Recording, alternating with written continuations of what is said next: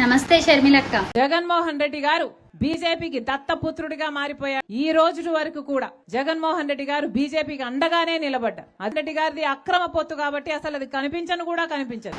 మీరు ఆంధ్ర రాష్ట్రంలో మహిళలపై జరుగుతున్న అఘాయిత్యాల గురించి మాట్లాడడానికి రారు, నిలిచిపోయిన ఆరోగ్యశ్రీ గురించి మాట్లాడడానికి రారు, అమలు కాని పథకాల గురించి మాట్లాడడానికి రారు. కానీ వైఎస్ జగనన్నని విమర్శించడానికి మాత్రం పొలోమని వచ్చేస్తారు. వైఎస్ జగనన్నని మీరు బీజేపీ దత్తపుత్రుడు అంటున్నారు. అంటే పార్లమెంట్లో బిల్లుకి మద్దతు తెలిపినంత మాత్రాన ఆ పార్టీతో పొత్తు పెట్టుకున్నట్లు అని అర్థమా? మీరు ఈ రాష్ట్రంలో చంద్రబాబు గారు ఏం చెప్తే దానికి వంత పాడుతున్నారు. మరి మిమ్మల్ని చంద్రబాబు గారి దత్తపుత్రిక అని మేము సంబోధించవచ్చా? కేసుల విషయంలో భయపడి బీజేపీతో పొత్తు పెట్టుకున్నారు అంటున్నారు.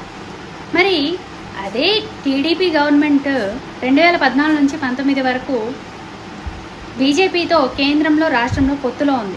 అంటే చంద్రబాబు గారు కూడా కేసులకు భయపడి బీజేపీతో పొత్తులో ఉన్నట్ట. వైఎస్ఆర్ గారి ఆత్మ ఘోషిస్తుందా? అంటే వైఎస్ఆర్ గారి మరణం తర్వాత వైఎస్ఆర్ గారి కుటుంబాన్ని నడి రోడ్డు మీద కూర్చోబెట్టిన పార్టీలో ఉంటూ వైఎస్ఆర్ గారి కుటుంబాన్ని, వైఎస్ఆర్ గారిని వ్యక్తిత్వ హననం చేసిన వ్యక్తులతో మీరు రహస్య ఒప్పందంలో ఉంటూ వైఎస్ఆర్ గారి కుమారుడి మీదే విమర్శలు చేస్తుంటే ఆయన వైఎస్ఆర్ గారి ఆత్మ ఘోషించడానికి కారకులు మీరే కదా.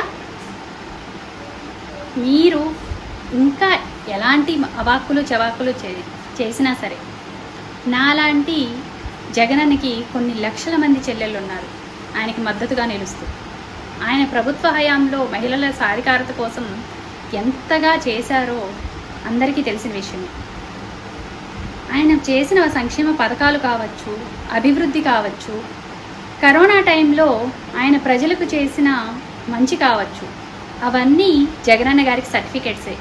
మీలాంటి వారు ఇలాంటి మాటలు ఎన్ని మాట్లాడినా సరే ప్రజలందరికీ తెలుసు వైఎస్ఆర్ గారి నిజమైన వారసుడు ఎవరు అని, వైఎస్ఆర్ గారి ఆశయాలను అమల్లో చేసి చూపించిన నాయకుడు ఎవరు అని అందరికీ తెలిసిన విషయమే.